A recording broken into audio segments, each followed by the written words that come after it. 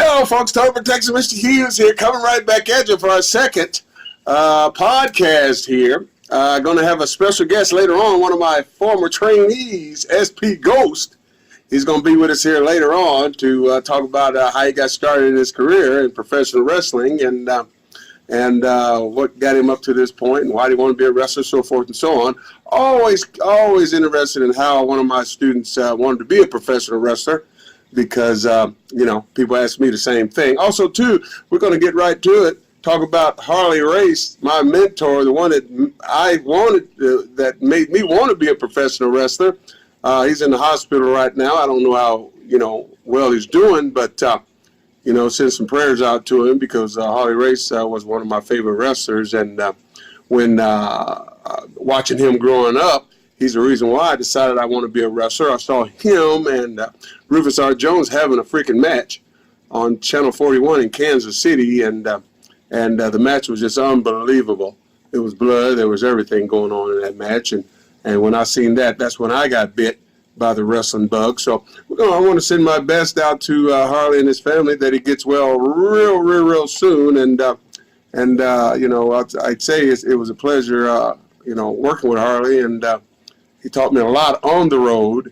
Me, him, and Lex Luger used to ride up and down the highway back in our days in WCW. So, in my opinion, he's the king of professional wrestling. Without Harley, it probably wouldn't be too many wrestlers in the business today. Also, too, with my co-host, the ATLien. What's up, AT?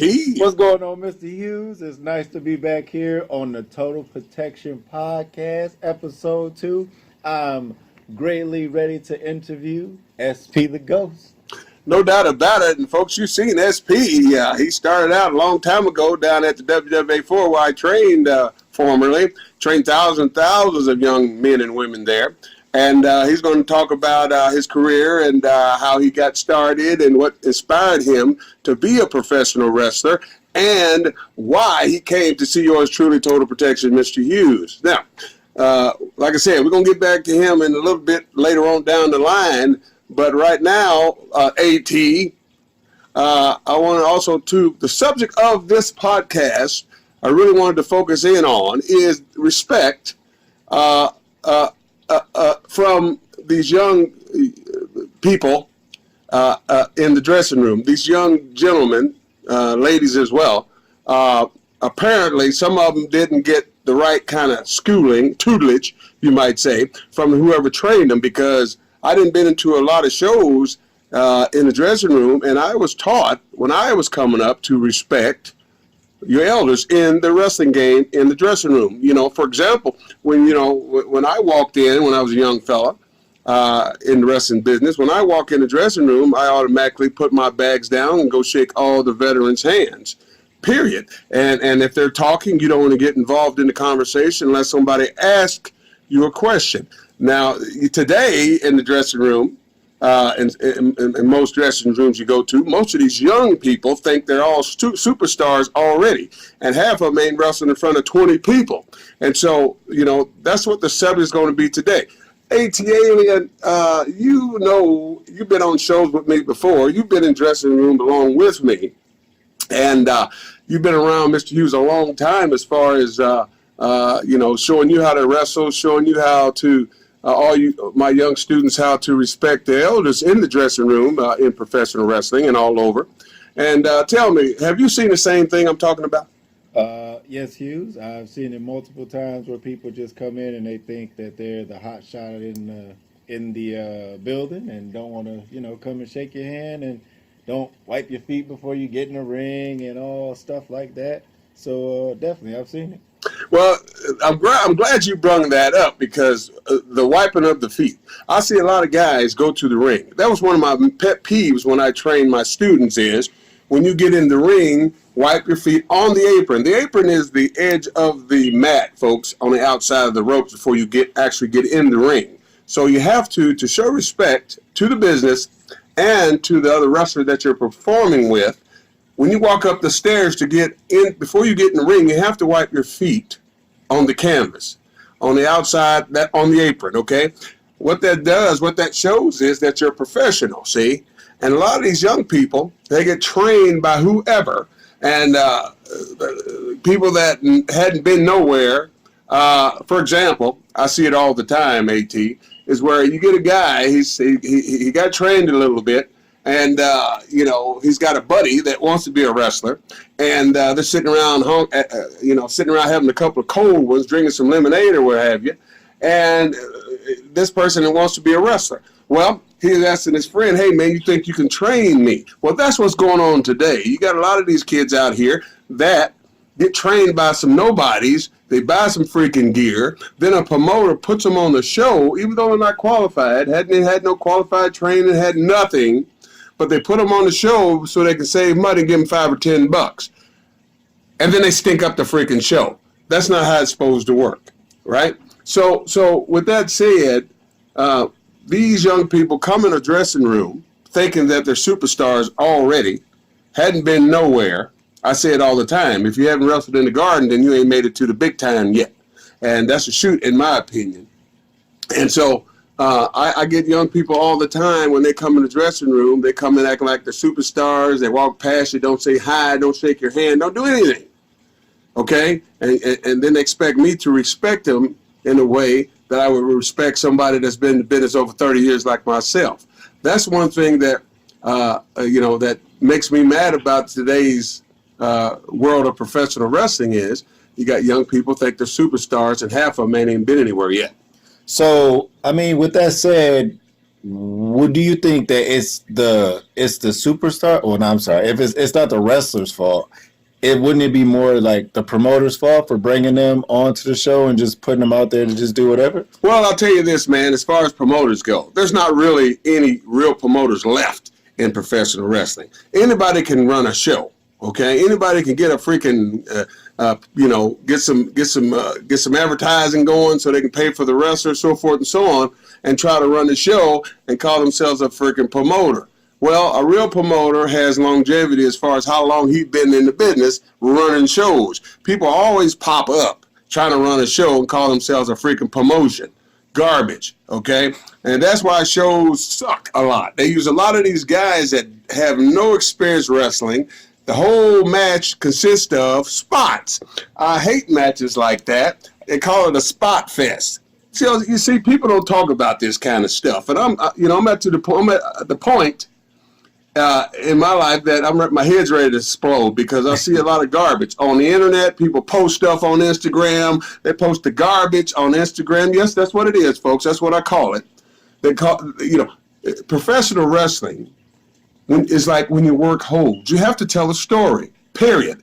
If you're not telling the story in that ring, it's not a professional wrestling match. Some people have been trained to just do spots, period. Run, hit the ropes, do something. Run, hit the ropes, do something. Run, hit the ropes, take a bump. That's not wrestling in my opinion. When people ask me, I have guys all the time when I'm at shows, ask me to watch their match. Hey, no problem. I'll watch their match. For about 30 seconds, I'll watch that match. And when from that first 20 seconds, maybe, all I'll see is spots fest, I go sit back down. I don't watch the match totally. Why? Because when I first see them start that match and they don't do no wrestling, they don't do no psychology, I can understand these cats don't know what they're doing. So there's no need for me to waste my time to watch these guys do what they so-called think is wrestling. So, again, this is coming to the point where that the promoter, they need to put more care into who they bring onto their shows because at the end of the day, if a wrestler can get some wrestling time. Okay, because if I remember back at the WWA before, we trained every day. We had a show once a week. That was like the glory days. Now it's like I go out now and we got to find shows and we got to live like a normal wrestler would. We got to hope and pray to get our shows. You know what I'm saying? So with these wrestlers going out there and just a promoter giving them the time that they can, I mean, I think that's all they're doing. They're accepting what they can get, Oh yeah, that's what they do. All of them just, these young cats, like I said, they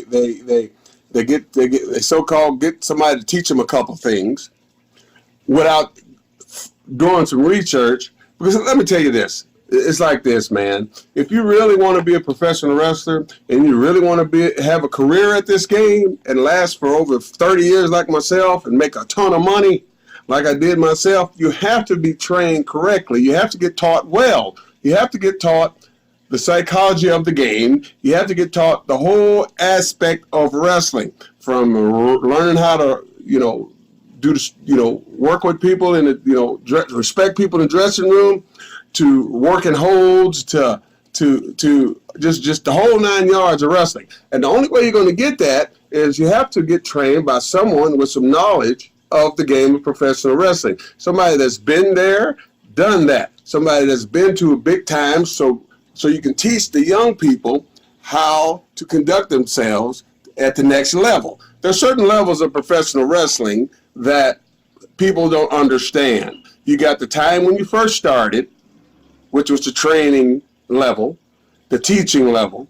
And then once you get to that level of teaching and you start doing matches, that's another level. And then once you do you have your little tryout, 5-minute match, we called it, and you pass, that means you graduated to do matches. That's when we did shows on every Thursday. If you didn't pass your tryout match and you failed, you had to go back to the drawing board. I just didn't put people on shows because I liked you. I put people in shows because they were ready for the next level. And that's the problem today with these young people today. Everybody's trying to be a freaking wrestler. I'm telling you, you go on social media, there's thousands and thousands of young people that post garbage thinking that they're great wrestlers in front of 10 freaking people, 5 people in the freaking house, okay, thinking they're superstars. And then when you get a veteran on the show, they don't act like you're nobody. Because like I tell people, man, like people like Harley Race and Bulldog Bob Brown and Rufus R. Jones and Terry Funk, people, I can go on and on. These people paved the way for me to be a wrestler, for you to be a wrestler, AT, and of course, SP Ghost. All these people paved the way so we all can get out here and perform. Fell in love with the game early, just like you guys. You fell in love with wrestling. You wanted to be a professional wrestler. You found the source. You come up with the money. You paid your money. You found the right teacher to show you everything you need to do this. Not just for it to be a weekend warrior. There's tons of people that call themselves weekend warriors that suck, period. Yeah, it's kind of harsh, but I'm being real here. It's my podcast, so I can say whatever I want. You won't hear no cussing on here, by the way, folks, because I'm a Christian. I don't talk that kind of mess. So back to business at hand here is total respect in the wrestling business. Right, I understand that. But by young people. I understand that, and I think that you understand. But it's like, okay, so I haven't made it to the big time, like some people on this podcast. Mm-hmm. Okay, so I have to have a real job. Okay, yeah. That's a shoot job that supplies the bills while I go and chase my dream. There you go. And you see it even like in my regular jobs. It's the boss. If the boss is not doing what the boss is supposed to do to lead, like, okay, so if a football captain is not doing what he's supposed to be doing, then the rest of the players are not going to follow properly and not going to win. So I don't think it's not like all on the wrestlers, Hughes. I don't think so. I think we need to start at the top, and that's at the promoters just letting anybody in the game. Like you said, we had to come to school, we had to train, we had to prove to you that we were good. So just like in WWE, how they have people that watch your matches before you go out there and do it, I think the promoters should put a little more initiation into their shows and, make sure people are doing what they're supposed to be doing. Well, let me tell you something about so-called promoters. Like I said earlier, everybody ain't no promoter, okay? Like Gus Karras way back in the old days of the NWA, Kansas City and St. Louis. And back in those days, they had different territories, folks, for you young people that's in professional wrestling today that don't have a clue about the history of professional wrestling. That's a problem, by the way. A lot of these young cats don't understand the history of what they're getting into. Professional wrestling has a history, folks, and if you don't understand what you're getting into and learn that part before you actually get into the game, then you're going to get lost in the shuffle. Okay? Like I said earlier, you got so-called people call themselves promoters, pick up a show, get a gig, and hire these young people. The whole objective to a promoter is to make money. More money to put in his pocket, by the way. So see, people are not going to talk about this, but I'm going to talk about it. Promoter's job is to make as much money as he possibly can to put in his pocket. So if he can get the cheapest wrestler he can, say for example, he sells a show for $4,000, right? And he wants to take as much as that $4,000 home with him. So if he can get a $20 wrestler or a $10 wrestler or a $15 wrestler that knows the basics, that can get in there just to have a 5-minute, 10-minute match, then hey, when that match is over, he don't care if the people are happy or not, as long as he has more money in his pocket. And that's how a lot of these guys are doing today, these so-called promoters, man. Back in the day, when I said they had territories, and everybody had, like most of the wrestlers, had somewhere to go, and everybody, if you got done in one territory, you got set up to go to the next territory. So you can keep on eating, folks, so the guys can keep on working. These days, you hope you get a gig and hope they pay you money that you're trying to get. Now, AT, you know that when I take you guys on the road, when I get you a booking, like I said, I teach you guys the whole aspect of professional wrestling. What I mean by that is I show you everything from dealing with promoters to understanding how the game is played. When I say dealing with promoters, I mean how to get your money, how to not get screwed, how to talk business with these promoters. For example, when a promoter calls you for a gig, what you should tell him what you want and stick to that. Before you hang up that phone, you make sure you're both on the same page pertaining to the payoff and either the trans and the hotel, because some young guys haven't been taught how to deal with promoters and they assume that this promoter is going to be honest with them. They assume that they're on the same page when they hang up that phone. I teach you guys that once you talk business, you both have to be on the same page. And if you're not on the same page and you're not agreed on nothing, do not hang up that phone, because if you get to the gig and the promoter gives you $20 and that's not what you discussed, then you have a problem. AT, I took you on the show with me one time, got you booked on the gig, and you remember when we went to the pay window, the promoter paid some other guys, paid me, and I was like, okay, so what about my guy over here? And he goes, well, we went, we're a little short, blah, blah. I don't care about all that. You need to go get the rest of the money so I can pay my student here. And you were standing right there when I confronted this promoter, right? Yeah. And this promoter knows that Mr. Hughes does not play around when it comes to money, period. I don't mess around. So this promoter went to the other young people that he paid so he can get the money, that the rest of the money that he supposedly gave me to pay my student, the ATLien. And he went and got it, did he not? He did. And then, so I did that in front of him so he can see everything that I've been teaching him. It's all true. I don't lie to none of my students about the game of professional wrestling. You got people out here that lie about everything pertaining to professional wrestling, on how they do this and how they do that, and make them sign stuff that they don't need to be signing. I didn't have to make these guys sign anything but a waiver. So if they got hurt, it ain't up to me. Okay, I don't want no money from these guys as far as their careers go. I can care less about that. But you got guys out there that try to sucker young people into doing stuff like that. So you guys, young people, be careful. So if somebody say, hey, man, I need you to sign this, because if you sign your rights over and you start making money one day, then they're going to get a piece of the cheese, and you do not want that.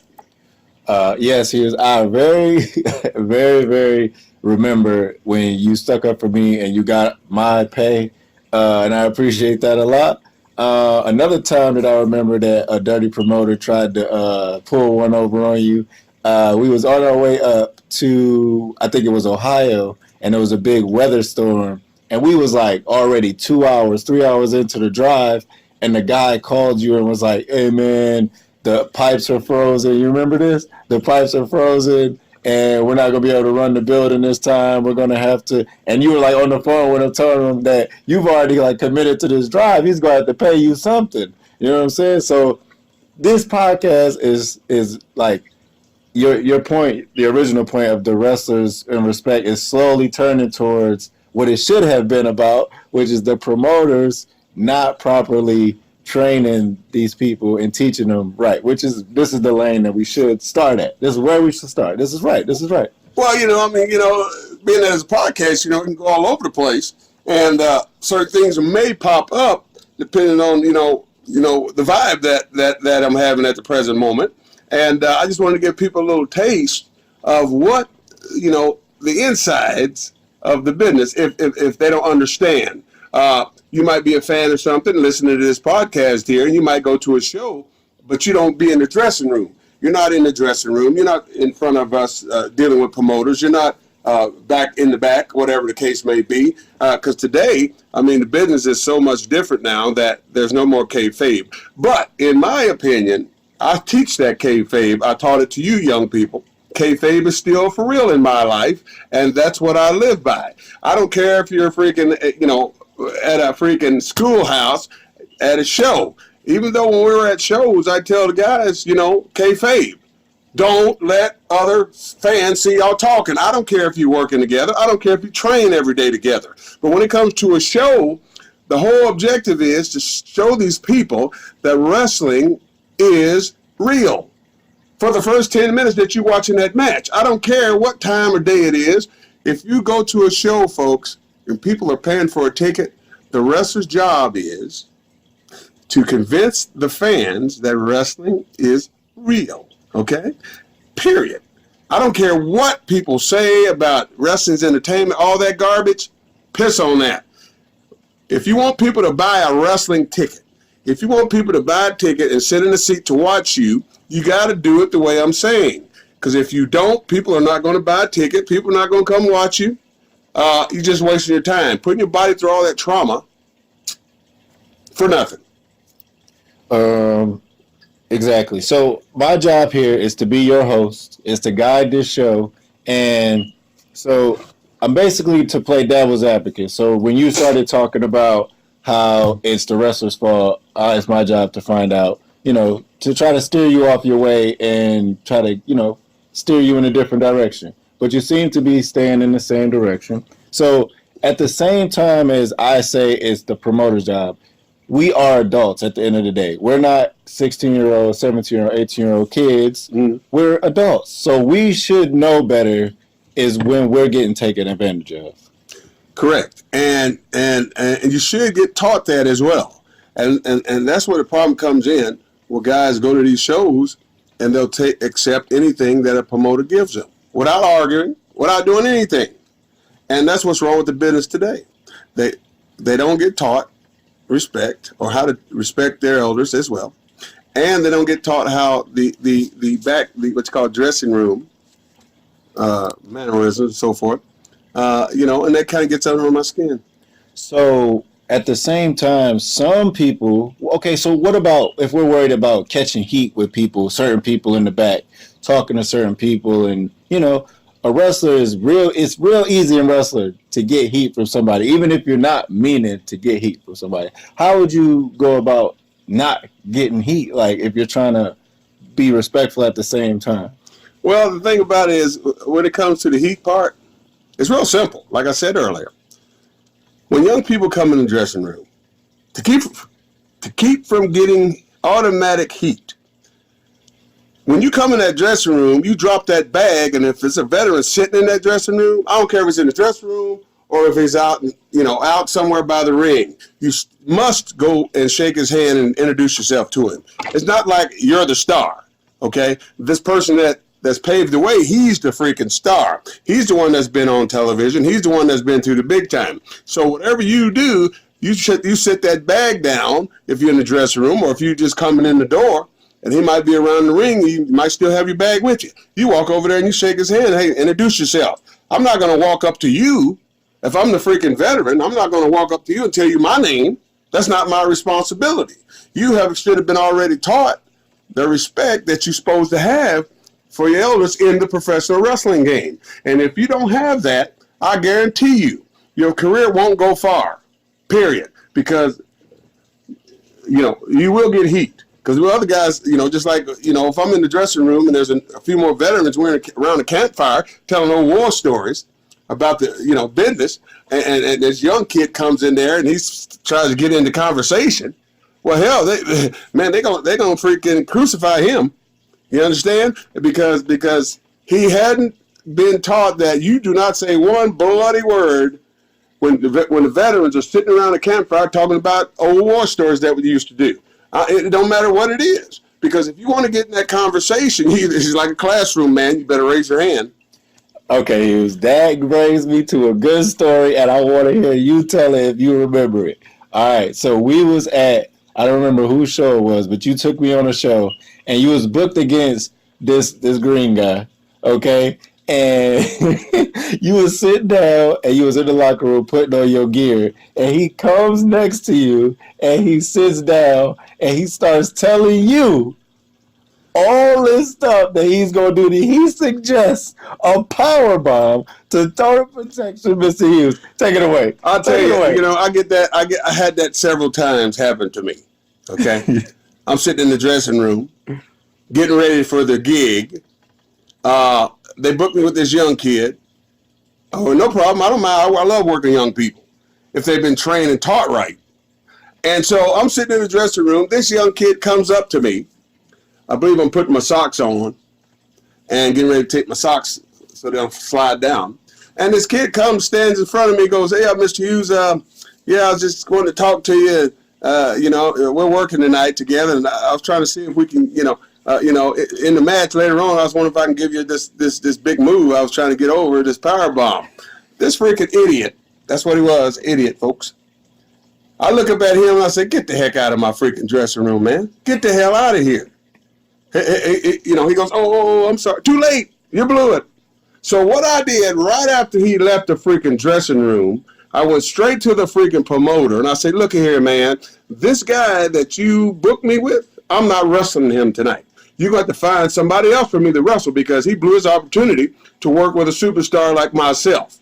And I promise you, folks, this kid cried because he blew his opportunity. He tried to come back and apologize. I accepted his apology. Sure, I did. But he did not get the wrestle total protection, Mr. Hughes. And I guarantee you this was his biggest mistake he ever made in his life. That's what happens in professional wrestling today. You got these kids, they meet somebody, they pay them $200 or $300, which ain't no money. So that means if you're paying that cheap, you ain't getting trained totally right. Okay? And they get screwed out of their money. The guy shows them a few things, gives them this website to buy some freaking gear, and then they buy gear, and whammo, now they start doing shows, calling these different promoters on social media to try to get a gig for $5 or $10. That is not how professional wrestling is supposed to go, folks. Because I remember I was sitting out there, not in the crowd per se, but we were sitting out there at the gimmick table, and I remember hearing like what you guys had went over in the back. And when he had, because Mr. Hughes, now I don't want it to make it seem like you're like a jerk in the ring or whatever. You actually, when you wrestle your people, you get them over. You wrestle your baby face, you get them good, you get the crowd going. But for this particular match, I just remember him coming out and you just like, blam, just ending the match real quick. But if you remember on that same show, that's the show that Jake the Snake Roberts was on. And he had gave us like a heart, like everybody, he sat everybody down, he gave everybody a heart to heart, and he told everybody about, he used his own move, the DDT, for example, and then that same night, the girl just went out and just did the DDT, and she was like taunting Jake at the table, and like, it's just, this is the disrespect that you're talking about here. No doubt, because let me tell you something, I'm glad you brought up that DDT thing. Jake the Snake. Jake the Snake, folks, well respected by most of the wrestlers in the business. Me, for sure. Great worker. One of the best workers in the game. All right? Now, when I train my students, okay, that's one of my pet peeves, I would like to say. I do not like to see students or other wrestlers use other people's finishes. That is not cool, people. Like, you see people using the DDT all the time. They're freaking crucifying this man's finish. The DDT, man. A DDT is not a freaking hope freaking bump, okay? A DDT is a finish, just like the sidewalk slam, folks. By the way, the sidewalk slam is my finish. It's not a side slam. It's what Mr. Hughes does. So whatever they say on television is not the finish that I do. The sidewalk slam is the name of my finish, and that's what it is. So if you hear somebody say sidewalk slam and they don't do it the way I do it, that's not a sidewalk slam. Back to what I was saying about Jake the Snake's finish, the DDT. I told you guys that my students, I have them not do that. I can remember back in the day, AT, where if a guy's having a match, I explained to him in the back before the show, you guys don't do nobody else's finish. We're recording all this stuff for the internet. If I see anybody do somebody's finish, I'm going to stop recording and your match will not go up, right? Correct. And so if I get out and I see a match and someone does a DDT and the person kicks out of it, oh, you got heat right off the bat. All right. And so a lot of my guys would not do that. Even a pile driver is a finish. Okay. That pile driver was Harley Race's, one of Harley Race's finishes. Why do people kick out of finishes for? Period. It's a finish. It's supposed to be the end of the match. I hate when people kick out of finishes. That's what's killing the business today. That's why people don't go to watch it no more. Period. Right. And so with this girl you're talking about, okay, well, she did all that. I bet she's not wrestling anymore. Yeah, I bet she's not wrestling anymore because whoever trained this broad, that's what she is, they did not teach her correctly on how to respect people's finishes.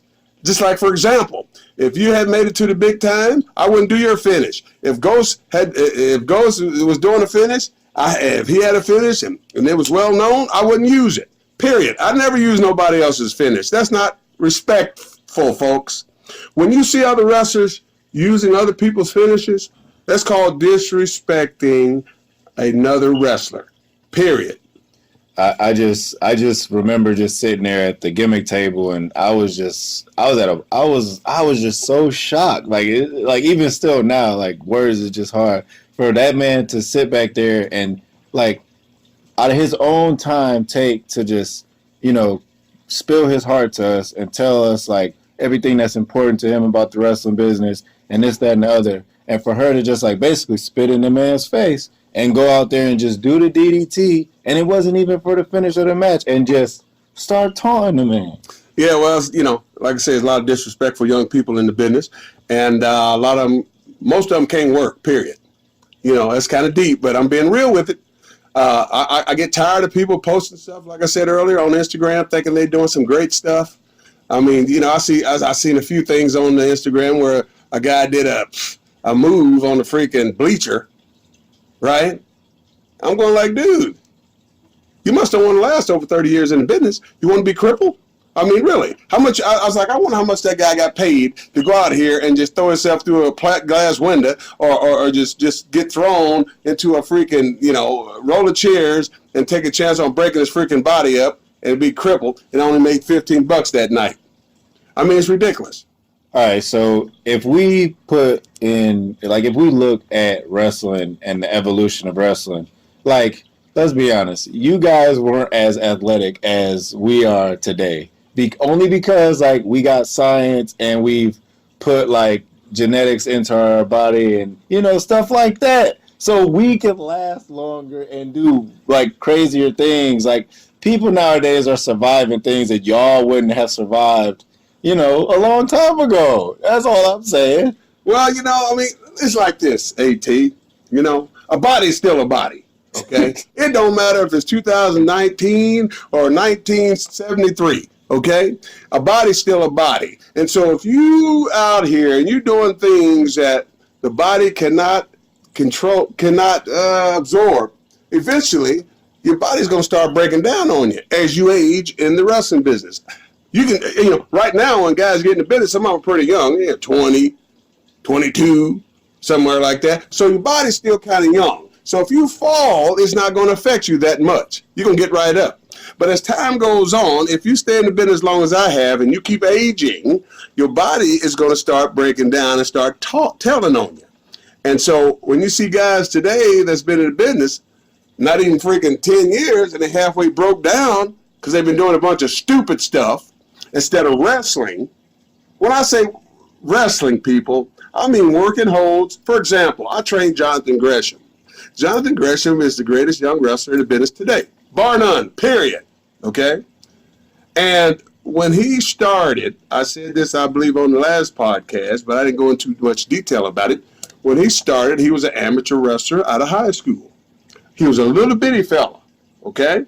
But for him to make it in the professional wrestling game, I had to explain to him that I'll train you everything you need to be taught, but you need to put your own little amateur twist to the wrestling game so people can understand what you're doing. So long story short, today he wrestles like that, and that's why they call him the Octopus, because he ties people up with wrestling holds.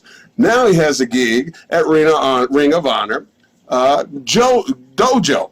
And I was so proud when he got the gig for that, because he does deserve it. I believe he could pass on some old school knowledge that I gave him, that I gave you, that I gave Ghost, to keep on this old school stuff alive so people can come watch wrestling the way it's supposed to be watched, instead of doing a bunch of high spots. I noticed you said earlier that everybody, it's a new time and guys are younger and more better athletes. Hey, athletes are the same from 1900 to now.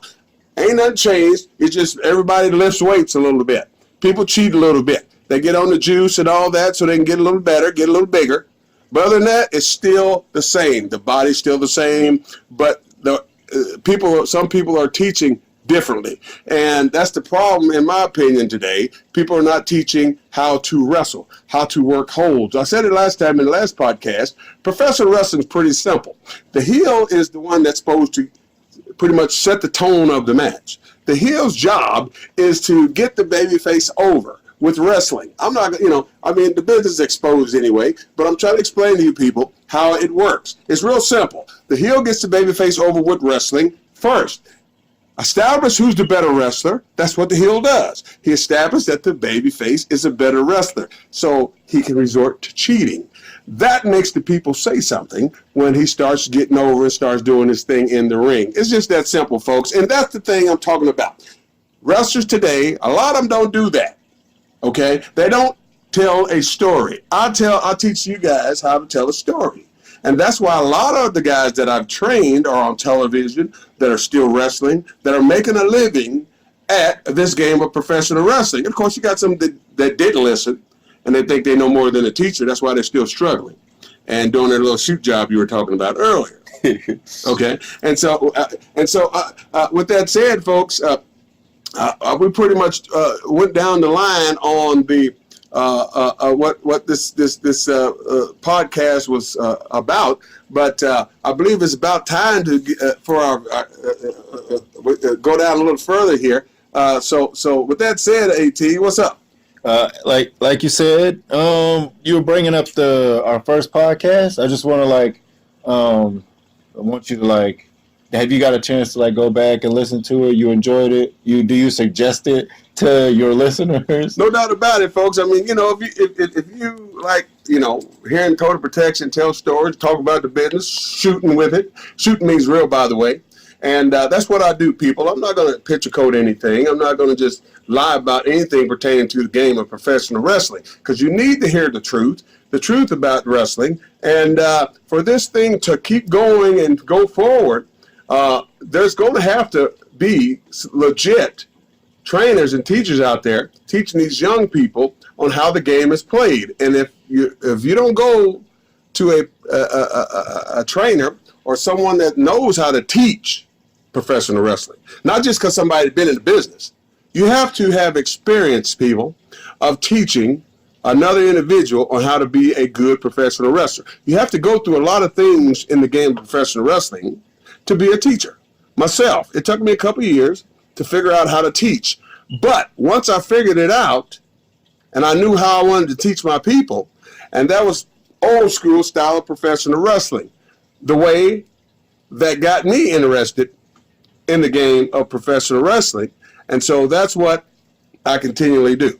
So basically what you're saying is podcast 1 was mostly about learning about who Mr. Hughes was. So if you are interested in who Mr. Hughes is, how Mr. Hughes got started in the wrestling business, who inspired you, all this, that, and the other, we're going to go back. You want to listen to the first podcast because you had a lot of good and deep stories of bringing everybody up to story on how you became a wrestler, how you started training, and that's basically what episode 1 was about. Right. It was a good episode, folks. If you haven't heard the first episode of Total Protection Mr. Hughes podcast, you need to check it out. And make sure you follow me on all the social medias.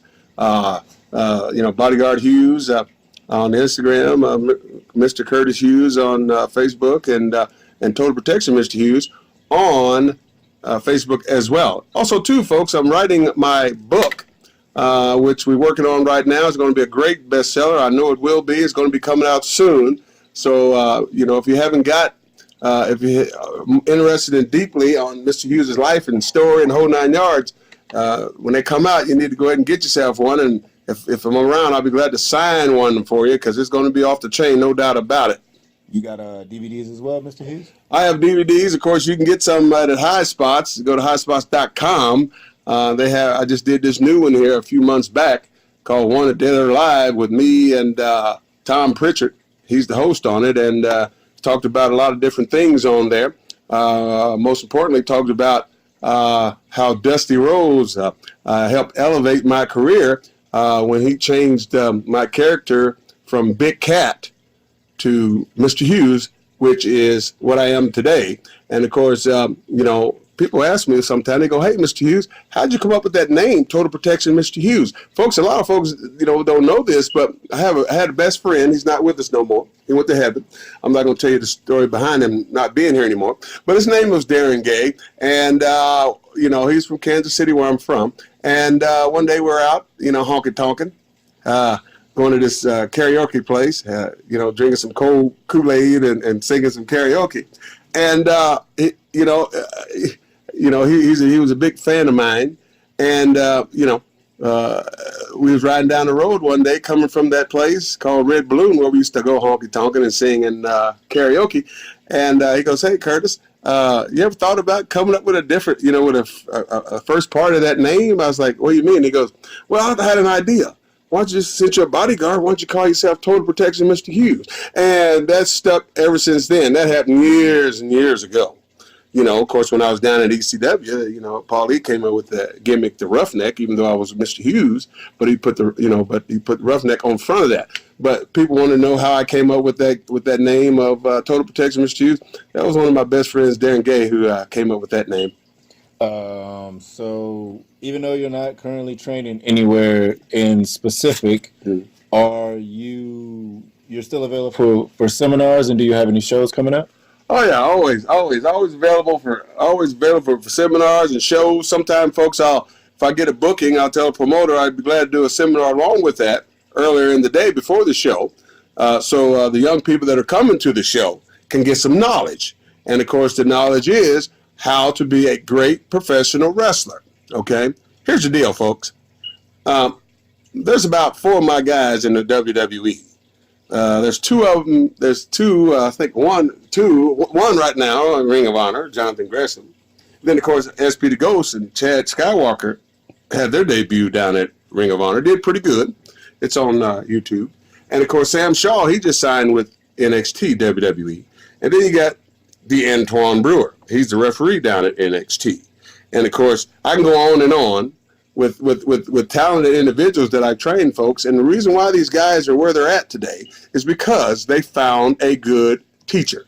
And I'm so proud of them. Every time I see something on social media pertaining to them, I'm so happy and fired up. And of course, I do train young ladies too. You guys know Kiera Hogan. She's one of my, prize lady wrestlers. And, she was with Impact. She was with WOW, Women of Wrestling. And she goes all over the country as well, paying her dues and trying to make a mark as a professional wrestler lady. And I'm so proud of her as well. And so, folks, with that said, I continually watch my guys. We're not going to forget Heath Slater. He's up there as well. Paulo Cruz. He's in W. All these 2 guys are that I just mentioned, Paulo Cruz and Sam Shaw and Antoine Brewer and Heath Slater, Paulo Cruz. All these guys are in the WWE. All right. And as a trainer, Let me tell you this. As a trainer and you see your students on television, same kind of the company that I worked for 3 different occasions, on their show, making a living at this. I can remember when those guys came in, hungry, whatever I said in the last podcast, that they were hungry. They wanted to be wrestlers. And they worked hard, and they trained every day. Now it all paid off. And now you see them on television, folks, and, it's all good. You do know that Big Odinson has had 2 tours over in Japan recently? No doubt about it, folks. I almost forgot about my boy Odinson. Odinson, very, very talented young man. So proud of him, man. He's finally got his opportunity to showcase his ability as a professional wrestler.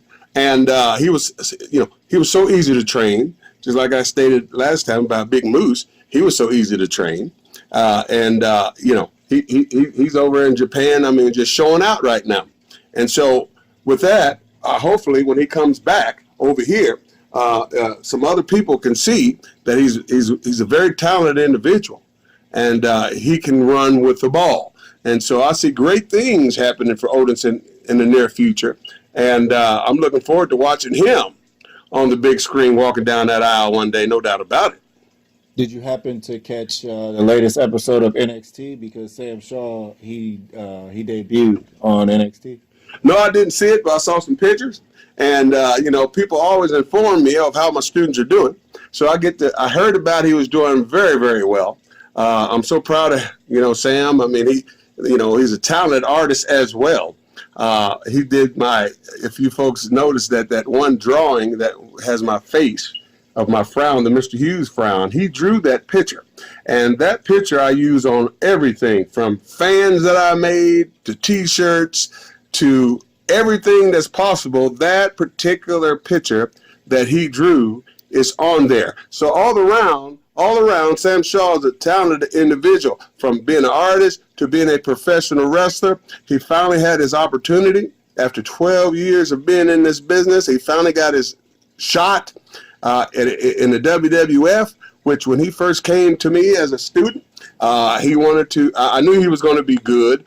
Certain people come in, you already know that they're going to be good. On top of that, folks, when I say I named all these different students, and the reason why these people are where they're at today, folks, is because we're blessed. And what I mean by we're blessed, I'm a saved individual. I pray every day. I trust the Lord on everything. And I pray for each and every one of my students each and every day.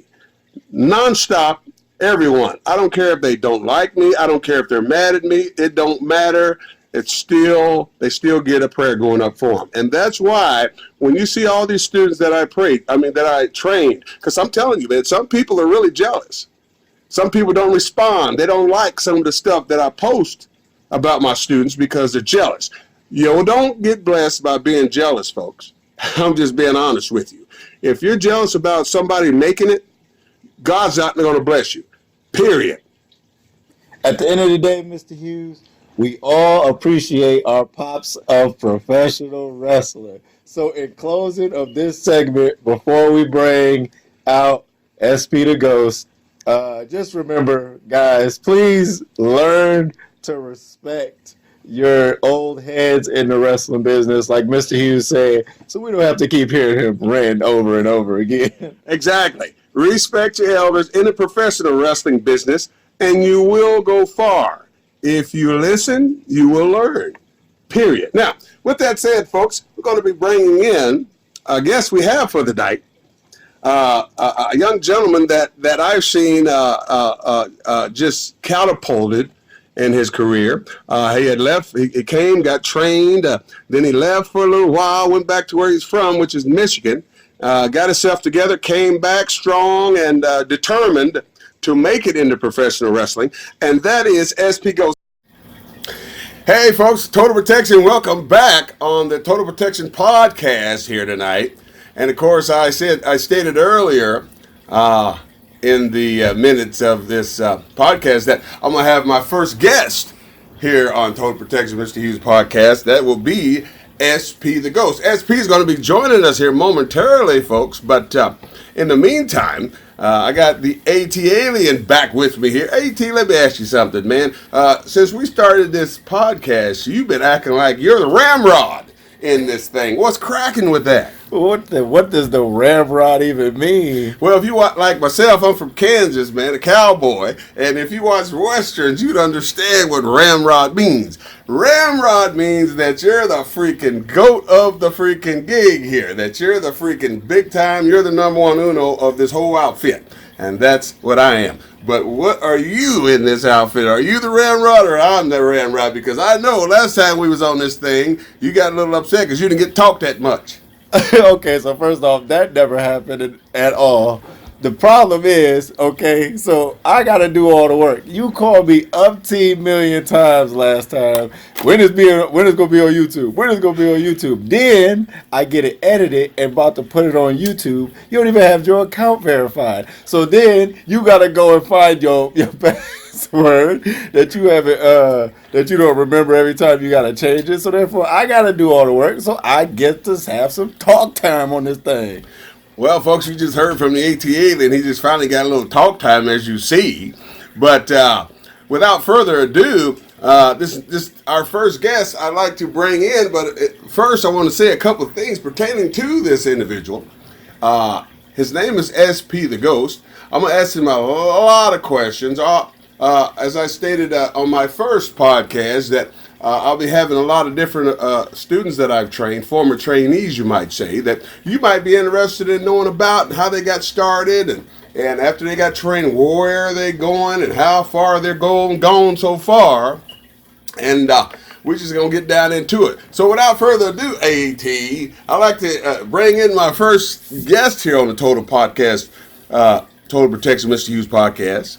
It's SP the Ghost. SP, thank you for joining us here on the second edition, being my first guest here on Total Protection Mr. Hughes podcast. And like I said to the fans, we want to know every little detail about SP the Ghost, where you came from, where you got started, why did you want to come to the school, the whole 9 yards. Give it to me. SP the Ghost, everyone. What's going on, Total Protection? What's going on, ATLien? Why are you clapping? It's all right, though.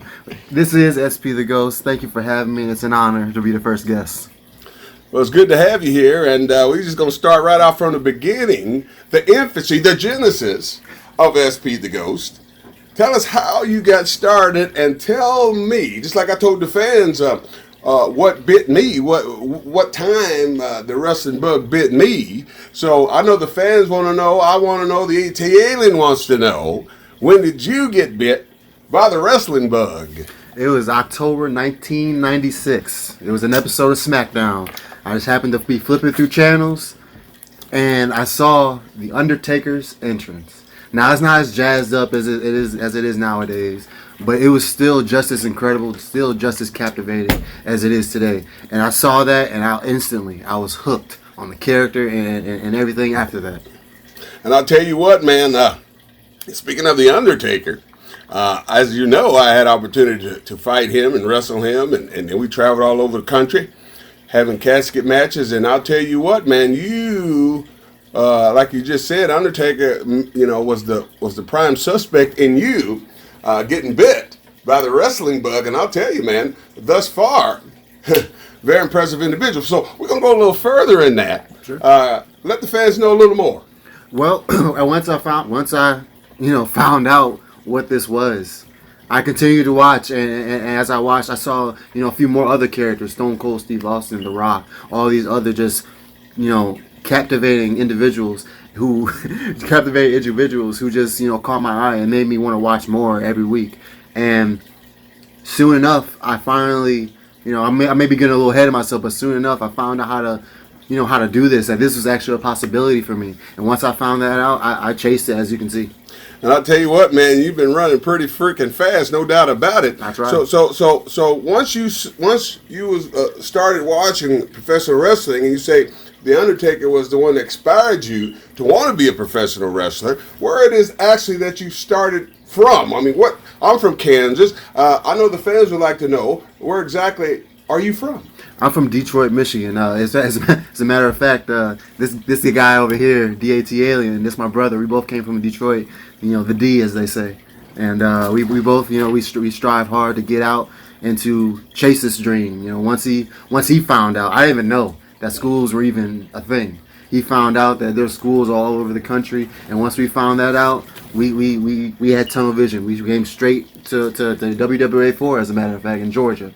So tell me this: how did you go about finding the WWA 4? And then when you did find the WWA 4, how did you come about or determine that you wanted to come see yours truly, Total Protection, to get some great schooling? Should I tell that story, or should you tell that part? Okay, listen. You can tell the story, but it's just we used to like wrestle around in my aunt's in my aunt's what is it called? Yeah, basement. No, not the basement. It was like upstairs in the living room. Yeah, like the living room. Yeah. So the first time, like me and Kenneth, we started wrestling, and I had me and SP the Ghost started wrestling. I had put him in the figure 4 lock because he didn't believe that it actually hurt. Jesus Christ! Oh God, I remember that. It was the worst pain I've ever felt ever. I've seen the holds. I've seen the figure 4. I've seen the ankle lock. I didn't believe how real it possibly could be. And I was in this figure 4, and I was in there for a long time, a good minute. I was trying to be tough. I was trying to be like, I'm not going to tap out. But the figure 4, let me tell you something, people. The figure 4 is the realest. It is the realest hold you would ever be put in.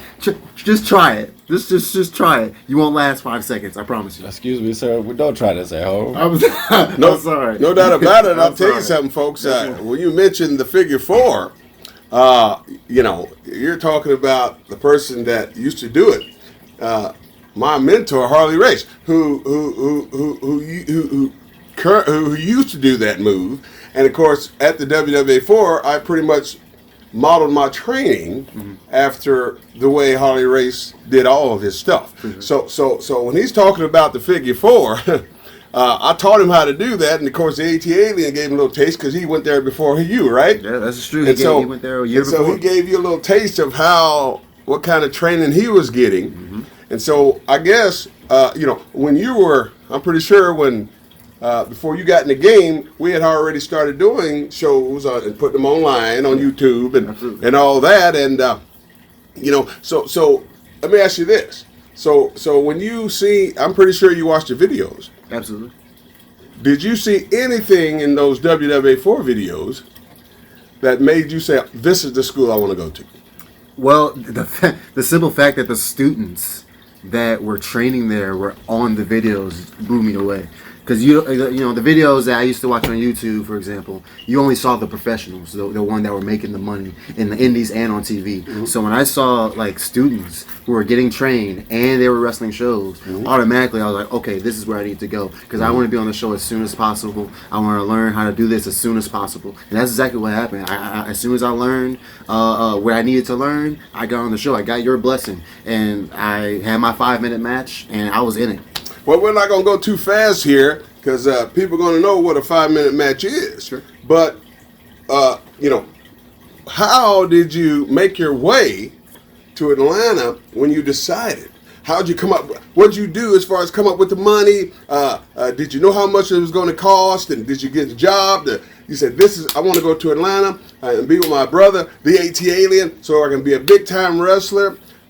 Where'd you work? How'd you start out getting the money? Because it was 990 big ones, right? Yeah. You was a young fella, all right? Did you have a job prior to you trying to get to the WWA 4? Tell us about it. It's actually a pretty funny story. So as you said, my brother was down here already. So from that time, he told me like how much fun, not only how much fun, but how much he was learning down there. I strived to be down there as soon as I was told, and it didn't work out as quickly as I would hope, because I think you were down there, a year and a half before I even got down there? Yeah, we were supposed to go down there together, but then you had got the gig in Florida. Yeah, I started working for Disney for like a year. Little situation happened with that. I won't go into much detail. However, once he came back, I was back in Michigan just waiting for my opportunity to go down there. And it's this is actually the first time I ever told a live, audience such as this. My parents, my family really weren't really into me wrestling, just for the pure fact that I'm going to get hurt all the time. It's inevitable in the business, which is fine. I've accepted that. But because they weren't so, into it, because they weren't like, quote unquote, supporting me, I kind of had to find my own way back as any way possible. And so when he came back, I took that as an opportunity. I had $200 in my pocket. I had a car. I used that $200. We drove down back to Atlanta. And once I got there, it's about a 12-hour drive from Michigan to Georgia. So as you can imagine, as soon as I got back, didn't have much left. So for the first 2 weeks, me and this guy were in the car, sleeping, grinding it out, trying to find a job, trying to get the money for me to start wrestling. He had already started. Once he had got started, I used that as motivation for me to get in the business.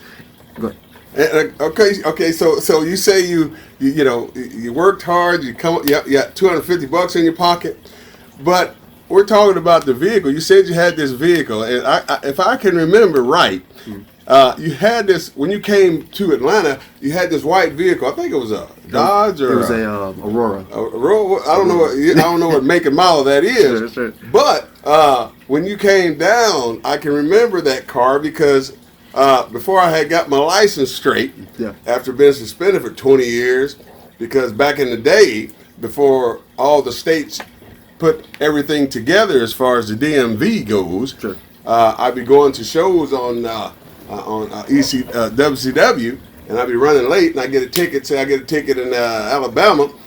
You wouldn't be suspended if you didn't pay the ticket around everywhere else in the country. Yeah. And so eventually, all the states got together, and it was all nationwide. So automatically, my license was suspended, so I couldn't drive nowhere. So when you came down, and I had to get to a gig, I had your brother, the ATLien, drive me somewhere, drive me way up north somewhere. I told him I'd get him on the gig or pay him some trans or whatever the case.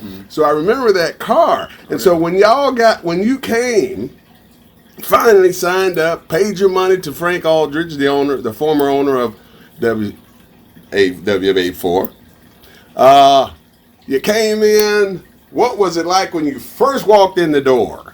When I first walked in, a lot of schools don't have multiple rings in the school. So immediately I was blown away by that. You had 4 rings in that school. If I'm not mistaken, I believe. No, I'm sorry. Was it 5? No, it was 5. Yeah. If I'm not mistaken, Performance Center has about 6. So you're pretty close. You know what I mean? And just from that, it's almost crazy because you had that before the Performance Center even started. Oh yes. So it's kind of like maybe somebody's watching. I'm not gonna get into that, but that by itself blew me away. It showed me that you guys were serious about what you were doing. And once I saw that, I was nervous, but I was determined at the same time. Okay, this is the place I need to be. Right. And so once you determined that this is the place that you needed to be, you paid your money. Then once you did all that, that's when I had my opportunity to talk with you and meet with you and explain to you the journey that you're getting ready to get on. Yeah. And I believe I asked you, what is it that you're trying to go? What is it that you're trying to do in professional wrestling? And you told me what? I told you I wanted to change the business. I wanted to prove that professional wrestling was not dead. Simple as that. It's not. It's alive in me. Because I'm training, because I am showing that true working works, I'm bringing the business back to life. No doubt about it, man. And I'll tell you what, that's what we need in this profession. Like I said earlier, man, you got a lot of young people, so-called wrestlers, put stuff on Instagram, YouTube, a bunch of garbage that don't mean nothing. I'm not going to elaborate on that because I put it in the first half of this podcast. But I'm pretty sure when someone listens to this thing, that there's going to be the people that really know how to wrestle, they're going to be on my side, because the people that don't know how to wrestle, they probably give me a thumbs down, or they don't like this part of the freaking podcast. I can care less if they don't like the podcast. My whole objective here from doing this podcast, by the way, is total honesty about the business, period. If it's not honest, I don't want to hear it. And that's like with anybody. Same thing when I train you guys, I try to teach you to get a job, period. And so once you came in and I started putting you through the training. Now, you had a little bit of taste of it because you said earlier that the ATLien helped you with a few things prior to you coming to the WWA4. Now, we're going to ask the ATLien exactly what it is that he showed you and how did y'all go about doing it? So down in our aunt's basement, me, Ghost, and my other brother, we was training because both of them was supposed to come down. So I basically showed them all the basics, everything that you needed to know, without taking a bump. Pretty much, we did downstairs in the basement because, like we said in the last podcast, he used to send us off and just show the other students what to do. So that's pretty much what we did. And then eventually, once the winter time came, it was time to learn how to bump. So me and Ghost, we went outside and I showed them hip tosses and we learned how to do the backdrop all outside in the snow. All outside in the snow. How deep was the snow? That's the question. How deep was the snow? And now you know the ATLien. You know the backdrops I taught you. You have to get high. Did y'all do it high like I taught you, or did you do them real low because you're scared he's gonna break his back? My brother actually, my other brother that was with us, he actually bailed in the middle of the backdrop, so he didn't land too safely.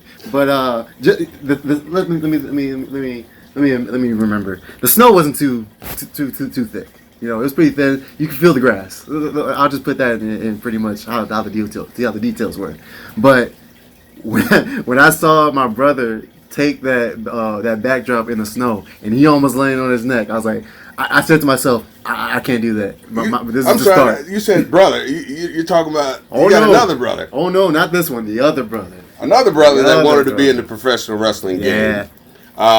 I believe his name was Kamada or something like that. What was his name again, please? It's Akeem, and it's actually 5 of us, and we was all supposed to come to wrestling, but life hit the other 4, and just me and Ghost made it. Well, I'll tell you something, man. I mean, you say it was 5 of y'all, and 2 of y'all out of that 5, not too bad, turned out to be great professional wrestlers, but we ain't going to get too far because we're still talking to SP the Ghost and how he got started. Now we're at the part where he came to the school, WWA4, best school in the world. Oh, yeah. Trained by yours truly, Total Protection, Mr. Hughes, trainer of superstars, by the way, folks. And so you got going. And so through all that, starting out, did you have any idea of what kind of character, while you was training, that you wanted to be? I had many characters coming in. I'm an artist, so naturally I started drawing my own characters, coming up with my own stories, what have you. And I even had like a Superman character I wanted to do. I had a executioner character I wanted to do. But eventually, I settled on this something more closer to what I grew up watching, which is The Undertaker. So I came up with the Ghost character. As a matter of fact, me and the ATLien right here, we was in the basement, man, and just trying to figure out what we wanted to be. And around that time, it was when the quote unquote revolution of pro wrestling started to rise up, and certain superstars in bigger companies started to strive to be different. And we wanted that same buzz. We wanted that same fire. We understood what was going on. We wanted to use it.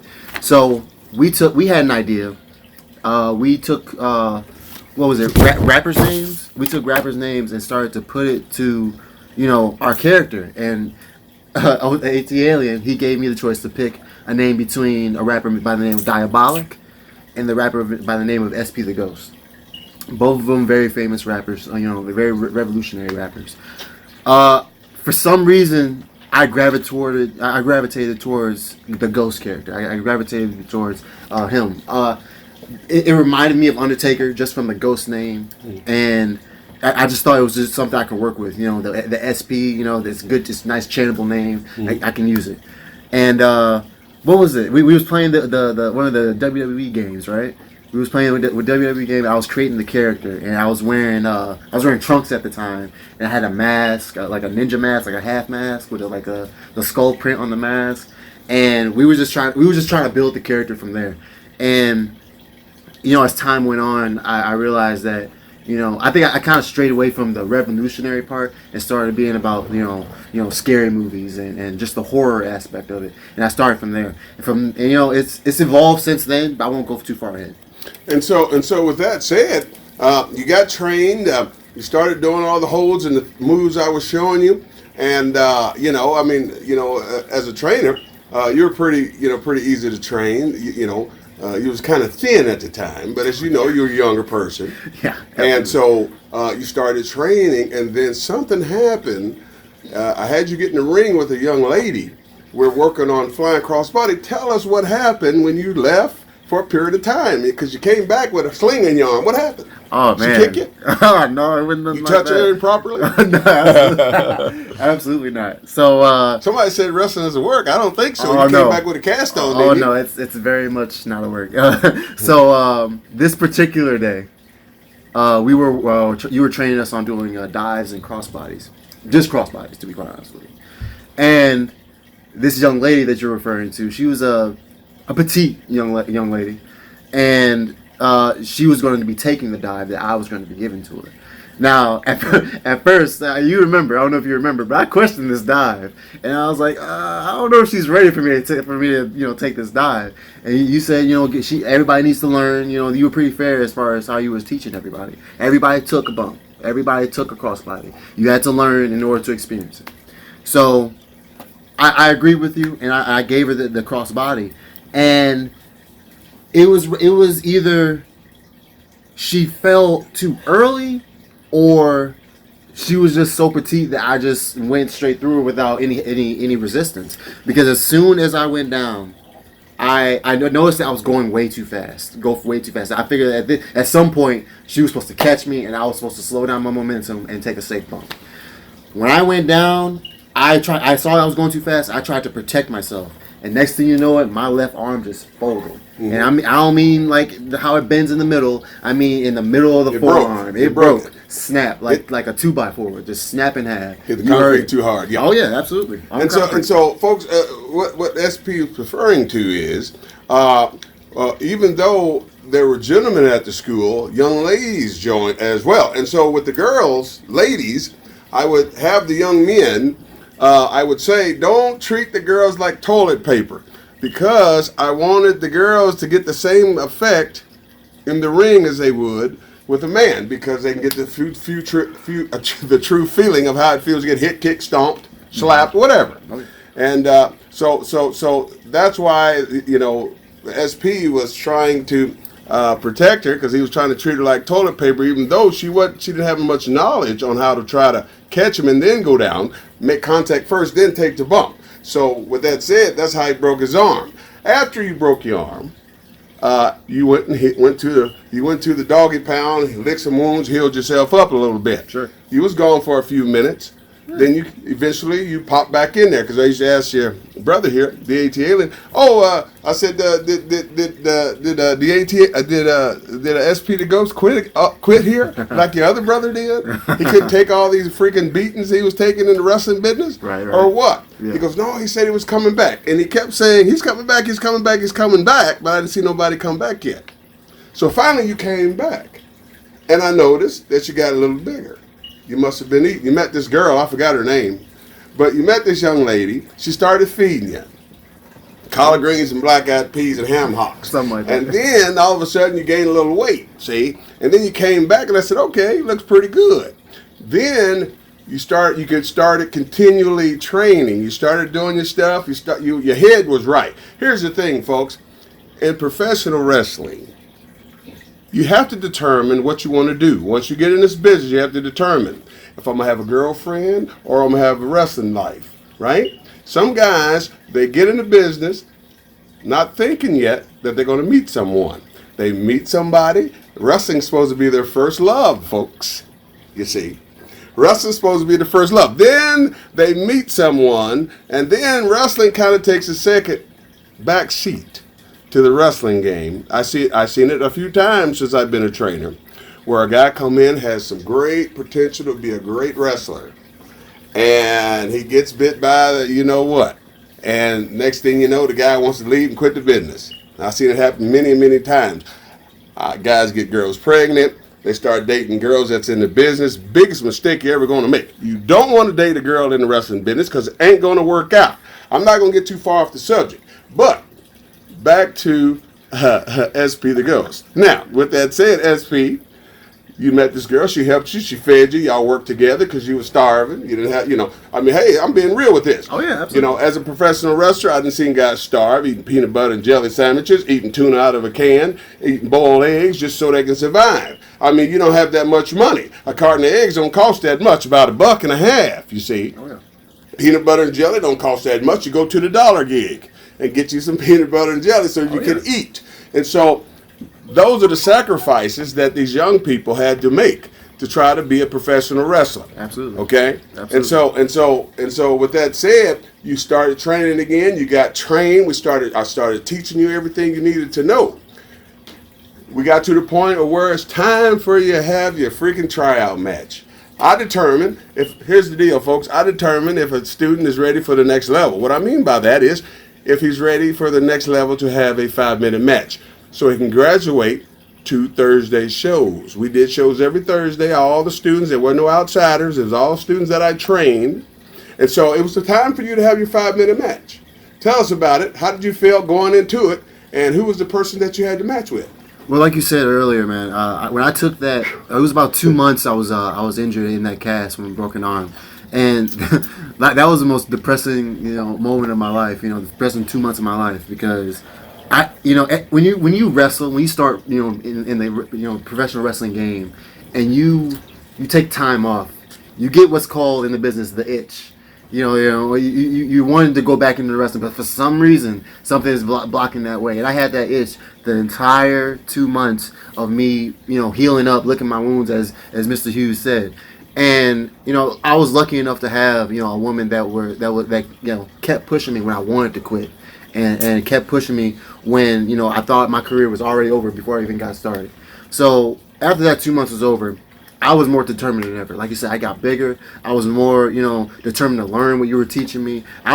It's like when I got back, it was like I was just instantly, ready to be on the show. I just had to polish up and be ready for that 5-minute match. Well, see, when I had that 5-minute match going in, right before, a couple hours before I went through that entrance for the first time, this guy, and I was nervous, but I still had that determination. I was ready to get this ball rolling. Mm-hmm. I had my 5-minute match with Black Baron. I think he goes by Baron Black nowadays. And when I was wrestling in the match. Let me start over. When I was preparing to go into this match, there were some butterflies fluttering, whatever you want to call it. But I was I had that tunnel vision once again. I was more determined than ever to have the best 5-minute match anyone's ever seen. I was ready to start start getting into business, doing matches, doing shows outside the school. But I knew that this was a milestone I had to pass. Right, and so you say you had your first tryout. Of course, I was there, but when you had your first 5-minute match with Baron Black now, was you excited? Did you know how good Baron was at the time, and were you glad that you was getting your 5-minute match with him compared to either the ATLien or anybody else? Which I usually use Owen Knight, which he was my guy to go to as far as 5-minute matches go. But I threw Baron at you because I wanted to see if he was ready as well as you to call a match and take you through the obstacle of passing the test. So tell me about it. Well, for sure. I mean, obviously, naturally, I would have rather wrestled the ATLien because he's my brother. I know what he can bring. He knows what I can bring. He it's contrary to what you like to say. He had part of my training also. So naturally, I wanted to face him, but I was still excited for the opportunity that I got with Black Baron because I think before I got there, he was like a triple champion at one time, a double champion at one time. So to me, that showed that you wanted to test me with the more experienced wrestlers in the school. So he was even more experienced than my brother, the ATLien. He was there before him. So I saw that as a challenge, as the milestone, as I said earlier. So having that match, it made me nervous because I mean, I'm gonna be honest. You know, back when I first came there, he was one of the big dogs there, and I saw that as okay. It's either do or die. I need to pass this so I can start in the show.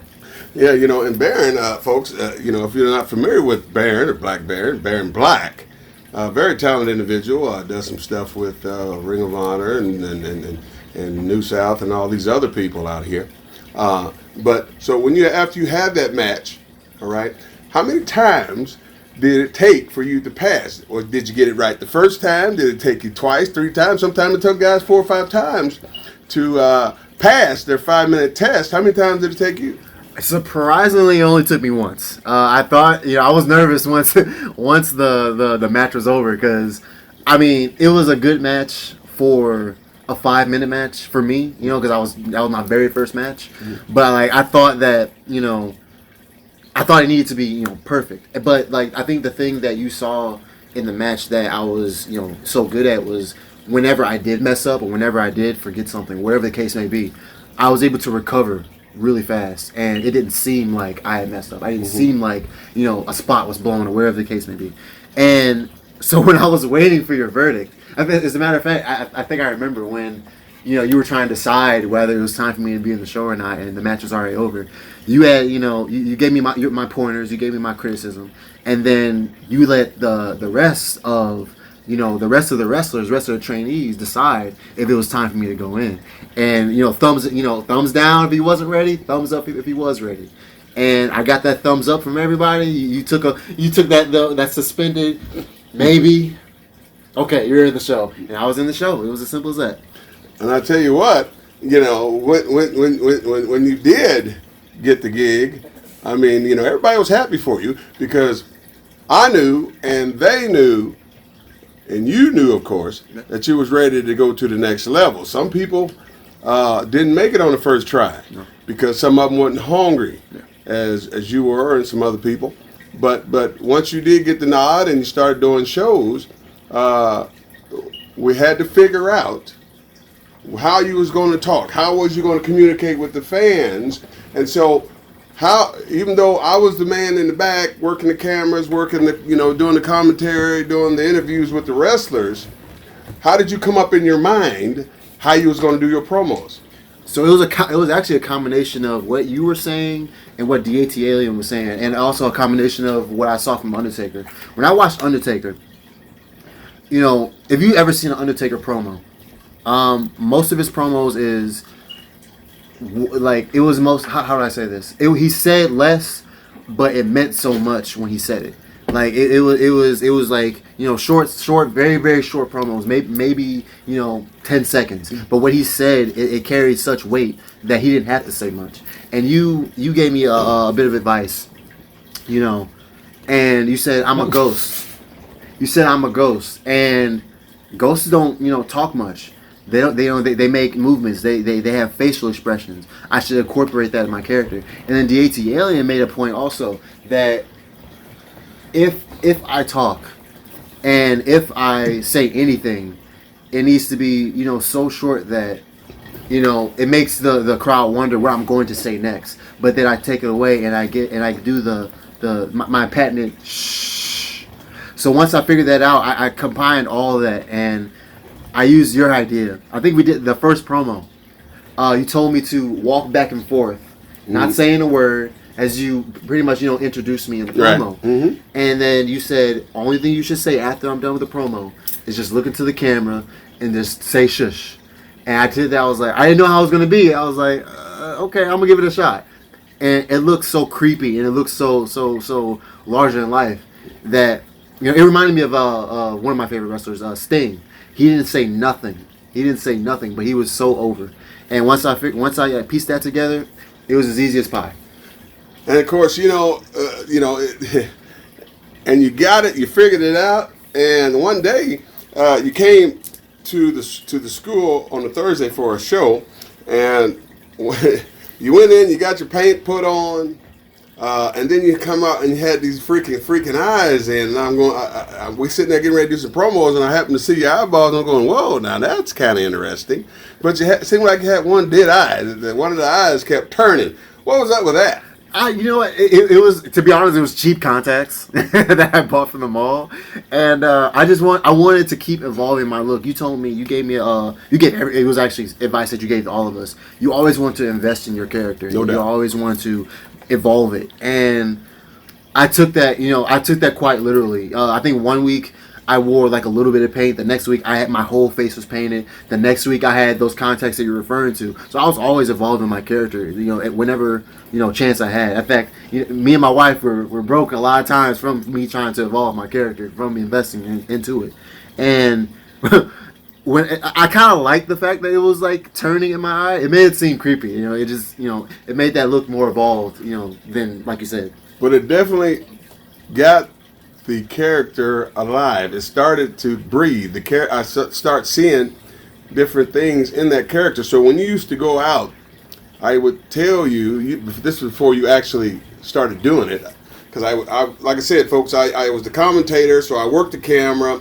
I did everything pertaining to the game so these kids can learn how to do this stuff correctly, so they can get the true feeling of how it is to be on a wrestling show, a TV show.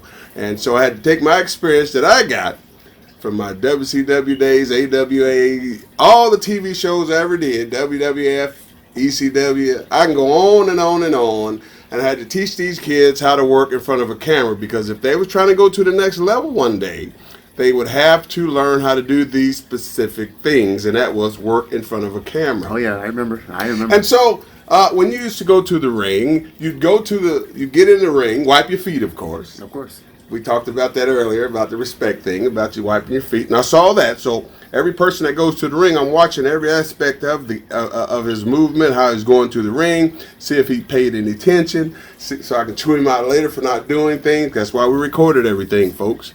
And so you get to the ring, you come in, you're methodically moving around so you can get this character over to the people that never seen you before, because I used to say debuting here when you did your first thing, and you got on that middle rope like every wrestler does. He gets on the middle turnbuckle and does a sabada, and you turned around real slow, but I was zooming in kind of slow to make it look like real TV shot, but you didn't hold that pause long enough to where I can get to the eyes and zoom back out. Well, we did the TV taping, and I told you, once you looked at the tape, and you was like, oh, I know what you mean now, Mr. Hughes.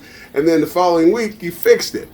Tell us what you think got that over like that. First, I'm going to start off with you chewing me out when I didn't do that. I mean, DTL, you remember, this guy was yelling. I think the crowd was like hearing him chewing me out. He was like yelling me in the back and everything. You didn't cry, did you? No, I didn't cry. I don't cry like that. But it made you a better wrestler. Oh, absolutely. It like you said, it got over like a charm. Like, whenever, like, I love the shot. Like, I would go up on the turnbuckle, like you said, and I would stare, like, I would, like, turn really, really slow my head. And as I was turning, like, the camera would go just as slow as my head. And it was about the match. I'm coming in the back. You say, oh, you didn't look at the camera, man. I'm sick of this. You gotta look at the camera, right, so you can get the character over. Why are you gonna wear eyes if you're not gonna look at the camera? And so I just, I was like, okay, I promise. Next week I did it, and I had the match, my blow off match with Black Baron, and I got up on the turnbuckle. And I looked at the camera. It was like, I still look at this video just for that shot, to this day. And it was a great shot. It was a great moment. It was when I first, saw what my character was. Mm-hmm. And so, yeah, and you started doing matches with all the other talent that was at the WWA4. You started making your rounds around, and then finally, I came to you and I said, well, I believe you're ready for outside gigs, outside the school gigs. And so as I got booked, hold on. Wait. I want to take it back because we missing something here. All right, so in between, so after you had your 5-minute match and going into your first match with Black Baron, it was very important, like your debut, because everybody else did it. They're just regular. They just went out there, they wrestled their match.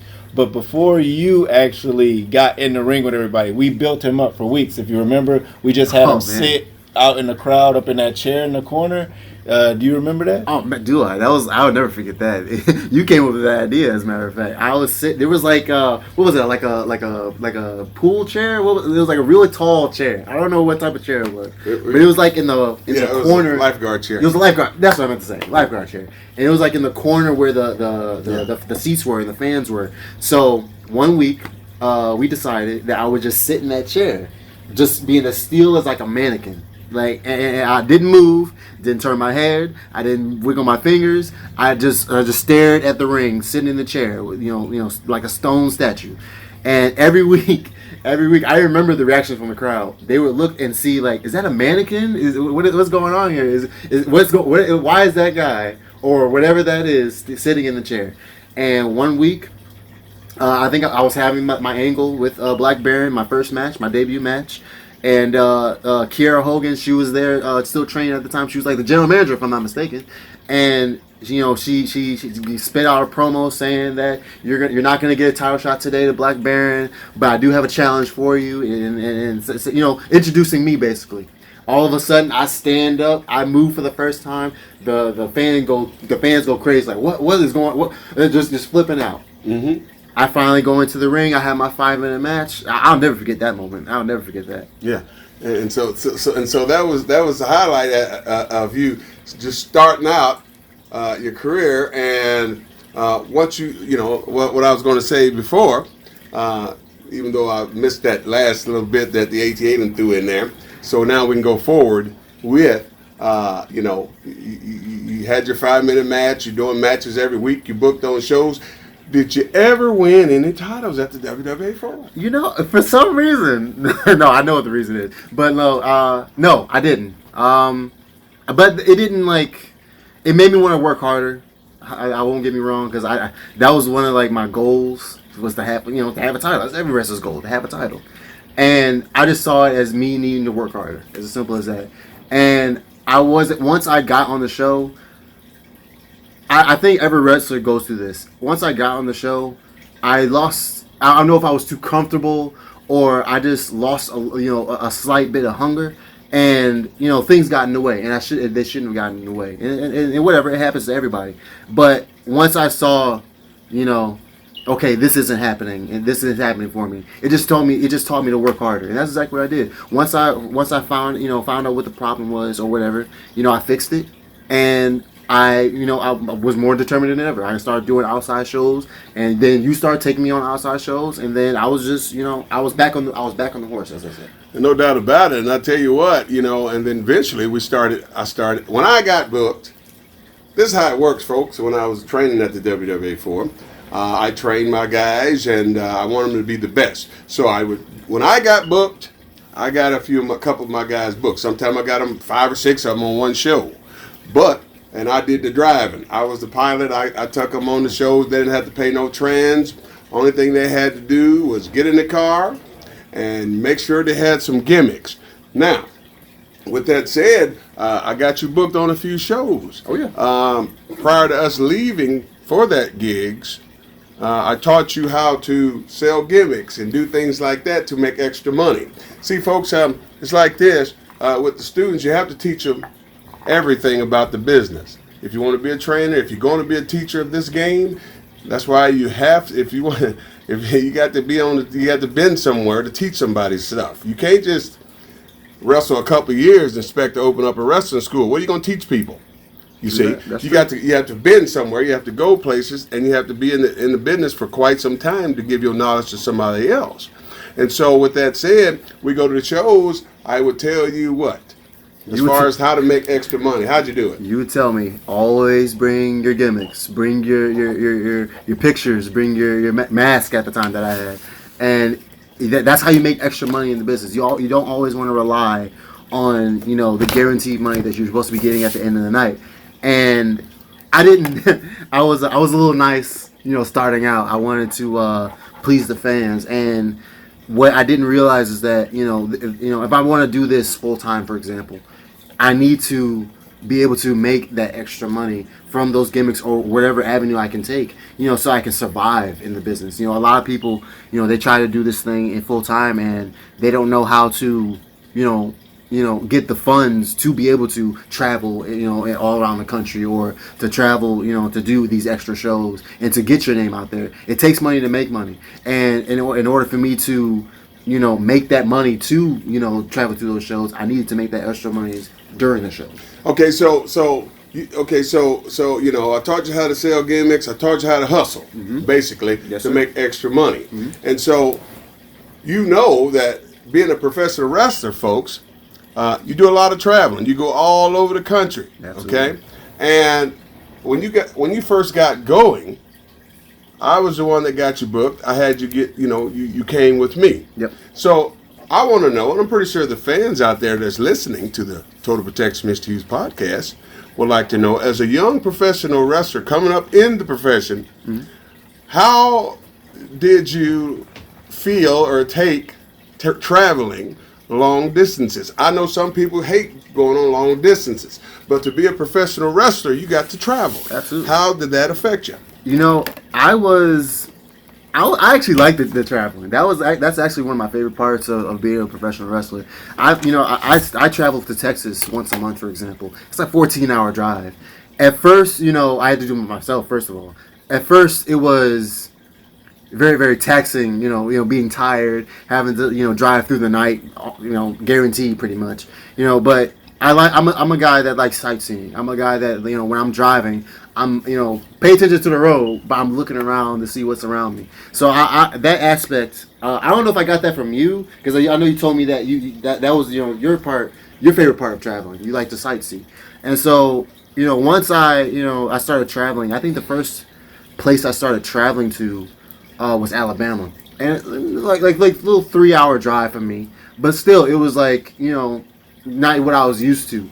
And it was experience that I'll never forget for sure. Well, I remember one time I had got you booked, and we went up north, up to Richmond, and on the way back, we stopped in Washington, D.C., took a picture in front of the White House, the monuments, all that stuff. Oh, yeah. Because let me tell you something, folks, if you're a professional wrestler and you get to travel to these different states like this, you better go by and see this stuff. We went and saw the Pentagon, we went and saw the White House, the memorial, we did all that stuff, took pictures of everything.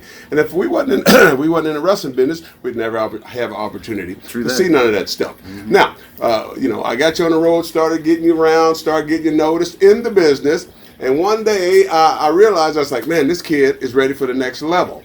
And you and Chad Skywalker had started doing some tag team stuff, and y'all meshed pretty good together as a tag team. You had good psychology. Explain to me and the fans, why did you choose Chad Skywalker to be your tag team partner? I mean, he's a great, if you've ever seen Chad Skywalker work, he's like one of the best high flyers I've seen in like a long time. He's top tier. And so it was easy, pick from that standpoint, but if you've ever met Chad Skywalker, he's a different sort, and that is what really drew me to him. He's a different type of character. He's a different type of person. If you've ever talked to him, if you ever speak to him, and from that aspect, I thought that me and him would mesh well. I tried to be, in my life, I try to be as different as a person as I can be, and he was a person that was just as different from everybody else as I was, and so I took that as that's what made us unique. That's what made us, similar. And for my character and what he brought to the table as a character, I just thought it would mesh well. And when we got into the ring for the first time, it was like poetry in motion. It was chemistry that I didn't even know existed. I'll tell you something else, folks. I mean, until that point, I didn't know those guys worked good together as a tag team. And so, with that said, I realized that these guys were ready for the next level. And Hunter from Ring of Honor, I gave him a call one day. I know Hunter. We go way back. He's the booker for Ring of Honor. And I gave him a call one day. And he called him up, and he answered the phone. Now, here's the deal, folks. I'm a Christian. I pray every day, and I pray for all my students. And with it, at the time when I called Hunter, I prayed first. And so he answered the phone. And he goes, I said, hey, how you doing, Hunter? This is Curtis Hughes calling. Hey, what's up, Curtis? I said, hey, how you doing, man? I was trying to see, y'all coming to Atlanta pretty soon. I was trying to see if I can get a couple guys booked on this show. And this is a true story, folks. He told me, he says, hey, I respect you, Curtis. You're training a lot of talented young gentlemen and women. He goes, I'll do that for you. What's the guys' names? And I told him their names. Chad Skywalker and SP the Ghost. He told me to tell them to be at the center stage at such and such a time, such a date, to bring their gear. Now, when he told me this, I already knew automatically, okay, it's a tryout, but it wasn't at the dojo. Nope. This was at center stage, folks. And at center stage, they don't do those kind of things. You bring your gear that you do shows on. So when he told me to tell them to bring their gear for the center stage, I already knew right off the bat the Lord was already working for me, see? And so I said, thank you, I'll let him know. He texted me some information and I forwarded it over to you guys. That's right. So you can see that I was shooting with this, that it wasn't a rib, because I don't play ribs on my kids, you see. And so I forwarded it over to him. Then I personally called you guys, and I said, hey, I got some good news for you. I talked to Hunter Ring of Honor, and they want to do some business with you. Here's the thing. I sent them guys the freaking information. They got it. The day came. We went to center stage. We all met there. We talked. You met Hunter. Everything was rolling. Now, at the time when I talked to Hunter, folks, I didn't know that these guys were going to be in a freaking tag match. I didn't know this yet. He didn't tell me on the phone when I talked to him. We get to the arena and we waiting for the booking sheet to come out, the TV sheet. We go look at the wall of the TV sheet, and lo and behold, these two guys are in a tag match. Wait a minute. Hold it. They're in a tag match. These guys are tag team partners anyway. So that's how good the Lord is. That's how he works. Oh, yeah. It's a true story here. Absolutely. Now, you guys get together with the guys you're going to have a match with. Yeah. Tell me about it. How'd you feel about it at that point? I mean, naturally, this is the biggest stage I've ever been on, and naturally, I was nervous wreck. When you told me, I was ecstatic. I was like, finally, my hard work is paying off. And lo and behold, like you said, the Lord works in mysterious ways. Lo and behold, me and Chad are gonna be tag team partners in a match. Like I was like, okay, this should be a piece of cake, a walk in the park. But at the same time, this is the big lights. This is the big time. This is a ring of honor. This is one of the places I've wanted to be in since my career started. And so, going into that match, of course I was nervous, but once again, that determination that I had, it was always there. No doubt about it. And I'll tell you something, folks. I forgot to put this in here because I got to put this in here. Prior to you guys going out to the ring, tell the people what happened. Oh man, you caught up with us. I think we was just about to go for our entrance, and you ran. You ran. I don't know. I never seen you run so fast. By the way, never seen you run so fast. But anyways, so you ran to us and you said, "Hold on, we gotta pray first. We gotta pray before this match. We make sure the Lord is with you in this match." So we prayed. We went out there. We had our entrance right after the prayer was over. We had our entrance. And it was a fantastic match. I couldn't ask for a better match. And folks, I'm telling you, the Lord is good. I'm blessed. All my students are blessed. There's no need to be upset and mad about it. It's all true. I'm not bragging. I'm just happy that the Lord works for us. But here's the deal. The match is on YouTube. You can find it. It's right there on YouTube from center stage. These guys walked out. I'll tell you, when they did, a tear fell out my eyes because I was overwhelmed with joy to see my kids go out there and perform. Now, after that, they had the match. Then I introduced them to another company, was with Booker T's company, okay? Reality of Wrestling. Booker T and I go way back. We're real good friends. I've always sent him students down there, from Jonathan Gresham to Uha Nation, which is Apollo Crews up in WWE. Kiera Hogan went down there. Owen Knight has been down there. Asher Starr has been down there. I can go on and on and on. Okay? With all these students that's been down to Reality of Wrestling. And then I got Chad Skywalker and SP the Ghost down there. SP, when you came down to Reality of Wrestling, how did they accept you as far as your character? They welcomed us with open arms. I don't know what it is when you contact people, but when we got down there, it was like heroes welcome. And Booker T immediately gravitated towards us. I don't know if it was our talent or whatever the case may be. And it's actually funny. I've been in the business about 7 years now, and when I got there, he had us do another 5-minute match, and once I had the 5-minute match, I wrestled, this guy, I think his name's Connor, and I had the 5-minute match, and he was so impressed with pretty much the same thing you were impressed with, the fact that I was able to recover from any type of, screw up or forgotten spot or wherever the case may be, and he put me with this group by the name of Legion. a group that very similar to my character, so it was very easy to make promos, very easy to make little make my matches in the first place. It was very easy. He gravitated towards us, like it was nothing. Yeah, and so you did all that. I mean, they pushed you. Booker T loved you. I mean, you want to go down to reality wrestling, man. Let me tell you, Booker T's place is the place to go. So how did you come up with that name? How did you come up with that name, SP the Ghost? Where did that come from? All right, so it came with it came from a rapper by the name of Styles P the Ghost. Oh, you said that earlier. Yeah, I did. It's fine though. It's fine. But as I as I got into the business, I knew I had to change the meaning. It couldn't mean Styles P the Ghost. Doesn't make sense with the character, right? Mm-hmm. So I came up with Silent Patriot the Ghost. And the reason why I put that is because in the business, there aren't a lot of people who really